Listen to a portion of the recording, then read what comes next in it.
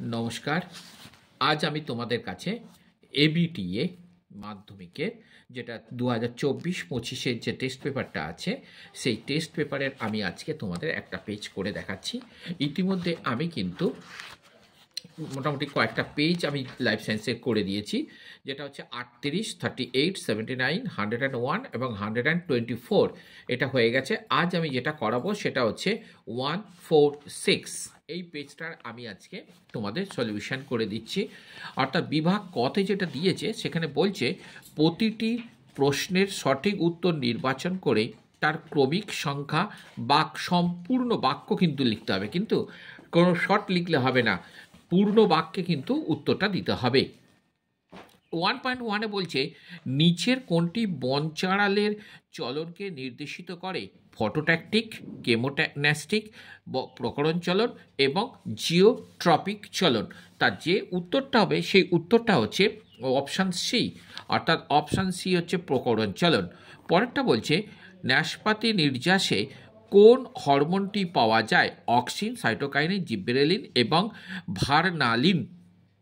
এটা হচ্ছে অপশান বিতে যেটা আছে, অর্থাৎ সাইটোকাইনিন। এটা কিন্তু আমরা কিসে পেয়ে থাকি? আরেকটা হচ্ছে না, নারকেলের তরল শ্বাসেও কিন্তু আমরা সাইটোকাইনিন হরমোন পেয়ে থাকি। এর পরের প্রশ্নটা বলছে নিচের কোনটি লঘু মস্তিষ্কের কাজ? হার্ট উৎপাদন ও শ্বাসকার্য নিয়ন্ত্রণ করা, বুদ্ধি ও আবেগ নিয়ন্ত্রণ করা, পেশিটান ও দৈহিক ভারসাম্য বজায় রাখা এবং প্রতিবর্ত ক্রিয়া নিয়ন্ত্রণ করা। এবং অপশান যেটা সি আছে, অর্থাৎ পেশিটান এবং দৈহিক ভারসাম্য নিয়ন্ত্রণ করা, এটা ঠিক হবে। ইতর পরাগযোগের ক্ষেত্রে নিচের কোনটি বক্তব্য সঠিক নয়? যে অপশানটা হবে সেটা হচ্ছে এ অপশানটা, পরাগরেণু অপচয়ের সম্ভাবনা থাকে না। পরে 1.5-এ যেটা দিয়েছে একজন ব্যক্তি শৈশব ও পরিণত দশায় মাঝের এর সময়ে আছেন, নিচের কোনটি সেই সময়কালকে নির্দেশ করে? 25 থেকে 35, 10 থেকে 19, 15 থেকে 40, 8 থেকে 20।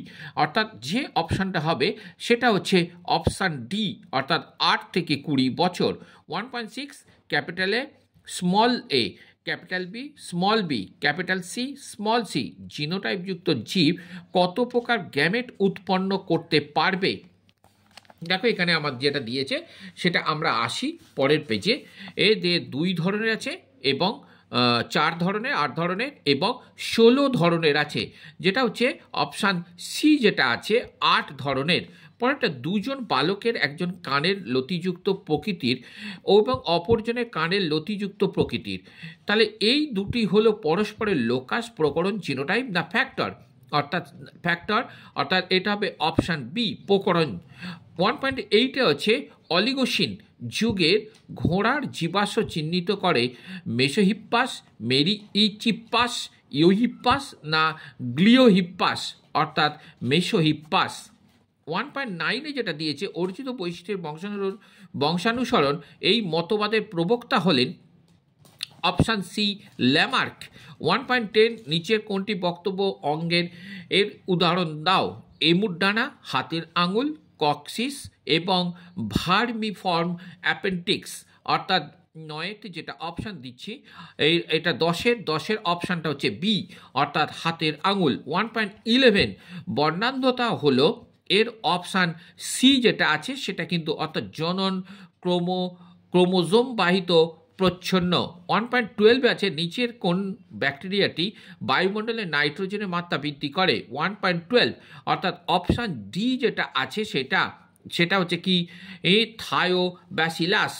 1.13 নিচের কোনটির হটস্পট অঞ্চলে ভ্রমণকালে তুমি লায়নটেইলড এর ম্যাকাক দেখতে পেলে?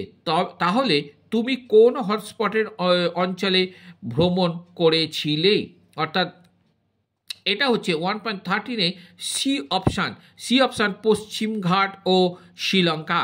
1.15-এ যেটা আছে 1.14-এ যেটা আছে কোনো জলাশয়ে বর্ধিত বিওডি নিচের কোন ঘটনাকে নির্দেশিত করে? জল দূষণ, দ্রবীভূত O2 এর ক্রমবর্ধমান মাত্রা, দ্রবীভূত O2 এর ক্রমহ্রাসমান মাত্রা, ক ও খ উভয়েই। অর্থাৎ 14 এ যেটা আছে সেটা জলদূষণ করে। 1.15 নিচের কোন ক্ষেত্রে তরল নাইট্রোজেন ব্যবহার করা হয়? বৃক্ষরোপণ, অণুবিস্তার, ক্রায়ো সংরক্ষণ এবং নাইট্রোফিকেশন, অর্থাৎ এটা হবে অপশান বি। অপশান বিতে কি আছে না অণু বিস্তারণ, এটা হচ্ছে আমার অপশানটা হবে। এর আসছি যেটা বিভাগ খ, অর্থাৎ নিম্নলিখিত 26টি প্রশ্নের মধ্যে 21টি প্রশ্নের উত্তর দিতে নির্দেশ করেছে। এখানে 26টা আছে, তার মধ্যে তোমাকে কম করে 21টা দিতেই হবে। ড্যাশ হরমোন, আমি আর পুরোটা পড়ছি না। ড্যাশ হরমোন, এই হরমোনটার নাম হবে insulin hormone, anti ketogenic hormone নামে পরিচিত। অণুবিস্তারণের সময় ড্যাশ থেকে এ আছে কি প্ল্যান্টলেট উৎপন্ন হয়, অর্থাৎ এমব্লয়েড থেকে। আচ্ছা, একজন হিমোফিলিক পিতার কন্যা সর্বদা রোগটির ড্যাশ হয়, অর্থাৎ বাহক হয়। মা স্বাভাবিক। একটি কোষ বিভাজনে ইন্টারফেজ দশায় ঘনীভবনের জন্য ড্যাশ সর্বদা কিন্তু কি থাকে না হেটারোক্রোমাটিন। কোনো খাদ্যবস্তু শৃঙ্খলে ক্রমাগত মাত্রায়, তাহলে এইটা 2.5 যেটা শূন্যস্থান আছে সেটা হচ্ছে জৈব বিবর্ধন। আর মাছের পটকা প্লবতা বজায় রাখার জন্য ড্যাশ অংশের গ্যাস উৎপন্ন করে রেড গ্রন্থি। এবার সত্য মিথ্যাটা আমরা আসছি। সত্য মিথ্যে আমি আসছি 2.7, এটা হবে ক্রস হবে 2.7-এ। 2.8 যেটা আছে এটাও ক্রস হবে। 2.9 যেটা আছে এটাও ক্রস আছে। 2.10 যেটা আছে সেটা হচ্ছে ঠিক। 2.11-এর ঠিক, অর্থাৎ তামাক চিবলে প্রধানত ফুসফুসের ক্যান্সার হয়, এটা হচ্ছে 2.11-এ। শুধু ফুসফুস নয়, সব কিছুরই ক্যান্সার হয়।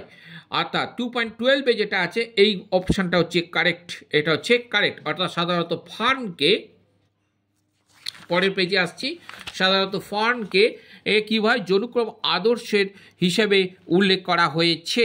এরপরে যেটা আসছি সেটা হচ্ছে বামস্তম্ভ সিলিয়ারি বডি, যে 2.13, অর্থাৎ এটা হচ্ছে ই যেটা আছে সেটা লেন্সের উপযোজন, অর্থাৎ ই যেটা আছে সেটা হচ্ছে লেন্সের উপযোজন। আমরা ABCDE সিলিয়ারি বডি, এটা আমার এখানে আসলো। খণ্ডীভবন যেটা আছে সেটা হচ্ছে 2.14-এ আছে খণ্ডীভবন, সেটা হচ্ছে জি, অর্থাৎ স্পাইরোগাইরা জি। পরেরটা আছে এ কি আছে, এটা স্মল টি দুটো আছে, স্মল টি, এটা হচ্ছে অপশান এ হোমোজাইগাস প্রচ্ছন্ন। মাইক্রোস্পিয়ারটা অর্থাৎ 2.16 যেটা আছে এটা হচ্ছে অপশান বি প্রোটিনয়েড। 2.17-এ যেটা আছে সেটা হচ্ছে অসম্পূর্ণ প্রকটতা, অপশান সি। আর যেটা আছে সেটা 2.18 যেটা আছে সেটা সম্পদের অতি ব্যবহার, অপশান ডি। এরপরে আমার বি সদৃশ আছে, দেখো বি সদৃশ হচ্ছে 2.19। বি সদৃশ আছে অ্যাসিটিলিন, অর্থাৎ অ্যাসিটিলিন বা অক্সিটিলিন যেটা আছে এটা, অর্থাৎ অক্সিটোসিন, এটা হবে। তারপরে 2.20 আছে সাইন্যাপস। 2.20-তে যেটা হবে সেটা হচ্ছে প্লাজমোডিয়াম বহুবচন ইস্ট, অর্থাৎ এইটা হচ্ছে সাইন্যাপস। 2.20-তে আছে কাকে শারীরবৃত্তীয় ভাল্ব রূপে অভিহিত করা হয়, এটা হবে কিন্তু সাইন্যাপসকে।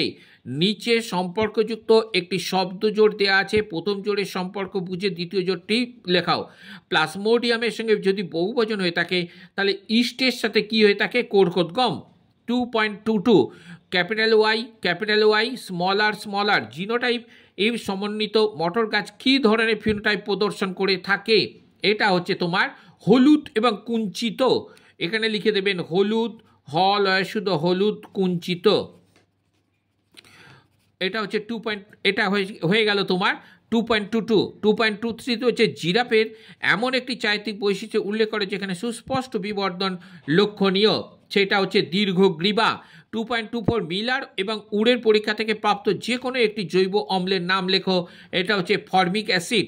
2.25 PAN এর সম্পূর্ণ নাম লিখতে বলেছে, এটা আমরা কিন্তু সম্পূর্ণ অর্থ লেখো, এটা আমরা বই থেকে পেয়ে যাব, তোমরা পেয়ে যাবে, বইতে আছে। অর্থাৎ নিচে 4টি বিষয়ের মধ্যে 3টি বিষয় বাকি একটি অন্তর্গত, সেই বিষয়টি খুঁজে লেখো। অর্থাৎ এটা হবে ex-situ সংরক্ষণ। আমার কিন্তু পুরোটাই কিন্তু আমি দিয়ে দিলাম তোমাদেরকে, আমার বিভাগ খ পর্যন্ত যে 26টা প্রশ্ন আছে 26টা প্রশ্নেরই তোমাদের উত্তর দিয়ে দিলাম। এর পরবর্তী পেজে আমি যেটা আসবো সেটা হচ্ছে তোমরা অবশ্যই আমার সাথে থাকবে, যেটা এবিটি এর পরবর্তী যে পেজ আছে লাইফ সায়েন্সে সেইটা আমি দিয়ে রাখবো, তোমরা অবশ্যই আমার সাথে থাকবে।